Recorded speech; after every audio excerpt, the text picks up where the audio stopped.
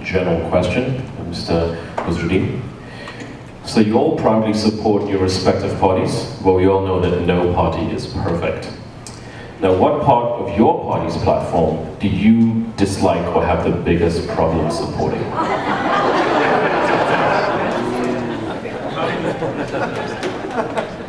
Well, the platform itself, actually, I have to say, doesn't reflect all of our policies. So, for example, the platform, which you'll find on the table outside, you go to our website, communist-party.ca, has a list of ways that we'll expand healthcare. But, for example, it doesn't mention one of our policies, which is to include mental health care as part of expanded medical care. And this is an issue that comes up several elections, and people aren't talking about it. By the way, one of the other parts of the platform is to nationalize Big Pharma, and the reason is because it's actually been exposed. A lot of the drug prices are priced based on not on how much they would need to pay for the research that's done. What they do is they say, well, if somebody's going to need a liver transplant, how much would that cost them? We'll price them something similar. But they're not, the money that comes for the research for the drugs comes from public sector anyway. That's why we want to nationalize Big Pharma. Thank you very much. Mr. Biddle. Thank you so much. Our platform has come from the bottom up. We've consulted with individuals, we've consulted with riding associations, we've consulted with experts. So it's truly gone back to the grassroots to talk about these issues and bring these issues forward. It's tough for me, and because of that, it's tough for me to answer that question, but going forward, we propose a fundamental shift. And let's take away the current government, and it's not just the current government, all parties are guilty of this, whipping votes. It's got to stop, and MPs have to represent their constituents. It's time to strip the power away from the Prime Minister's office and allow MPs to vote their conscience on issues that matter to them. This government came into office with the, we're going to lift the veil, and we're going to let in the light, and they haven't done it. They've made things worse, and this is the most secretive government in Canadian history, and it's time to change that.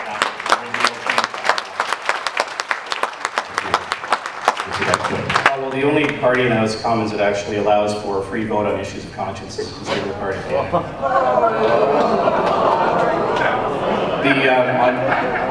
It's true. I mean, you look at what has happened over the last 10 years.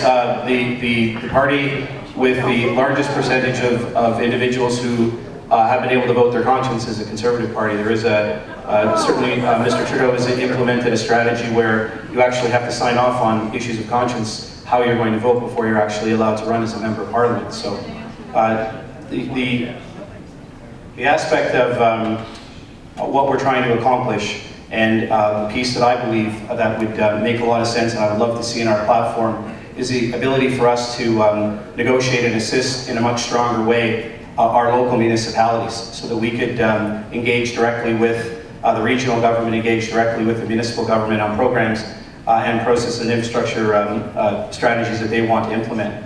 It is somewhat difficult for us to always have to rely on the provinces to be able to do that. So that's one piece I'd like to see, strong relationship directly between federal and municipal governments. I'll ask the audience to please refrain from too much of that heckling. So I think the question is, again, what is about my platform that I do not like or that I like the least? Well, I think the thing that about our platform that I like the least is that it's very risky to be able to convince people that we're going to pull this budget off without going into a deficit. I don't like it. I'm not sure how we're going to do it, because if we don't have jobs with great paying wages and we're not bringing in an income tax and we're not getting money coming in, I'm afraid that we're not going to get it, and we're going to fail and fall on our face. I trust that we will. The other part, honestly, it's a two-part thing. I'm worried that it's not convincing enough for people to understand that it's about the middle class and building the middle class to a stronger rate where we once were, where we're taking our own control back in our own lives and not leaving it up to the major corporations. Those are the things that I kind of have a distaste for, but I also believe that we can do it.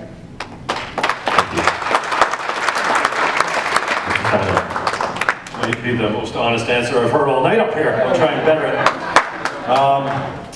It's laughable. The Liberal candidate says that his party does not whip votes. Your own leader gets into nomination races for the chosen candidates. And Rick, I'm sorry, man, come on. You guys are a bunch of cardboard cutouts with a tape recorder. I would work across party lines for the good of all. Elizabeth May has assigned a respect and decorum pledge. And that pledge says that we also wouldn't heckle in the House. I think we can go a long way to respecting each other. I guess, there's nothing about the platform I don't like. The problem I have is that internally with our party, we haven't had a leadership race since 2006. And I think they're healthy for the party. And I think it brings in a great discussion. It brings in a new wealth of members. And so if anything, I mean, our platform is pretty solid. Tax bad's not good, so I can't disagree with most of that. Thank you. All right, now we'll move to